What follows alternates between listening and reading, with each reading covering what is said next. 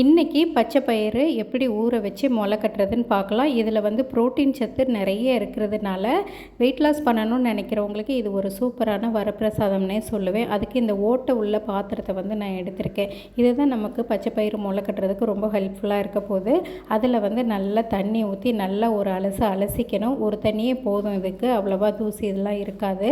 அந்த extra வாட்டர்லாம் Discord பண்ணிவிட்டு அப்புறம் இன்னும் ஃப்ரெஷ்ஷாக வாட்டரை ஊற்றி நல்லா இந்த அளவுக்கு தண்ணி ஊற்றி வச்சுக்கணும். அது ஒரு 3லேருந்து 4 மணி நேரம் ஊறணும். ஒரு சில பயிறு வந்து கல் மாதிரி இருக்கும், அது ஊறதுக்கு கொஞ்சம் எக்ஸ்ட்ரா டைம் கொடுத்துக்கோங்க. இப்படி நல்லா 3லேருந்து 4 மணி நேரம் ஊற வச்சோம் அப்படின்னா சூப்பராக நல்லா டபுள் எக்ஸல் சைஸில் ஊறி வந்திருக்கும். எக்ஸ்ட்ரா இருக்கிற வாட்டரை எல்லாமே நல்லா இருத்துட்டு ஓவர் நைட்டு இதை வந்து நல்லா அப்படி க்ளோஸ் பண்ணி வச்சோம் அப்படின்னா சூப்பராக முளை கட்டி வந்திருக்கும்.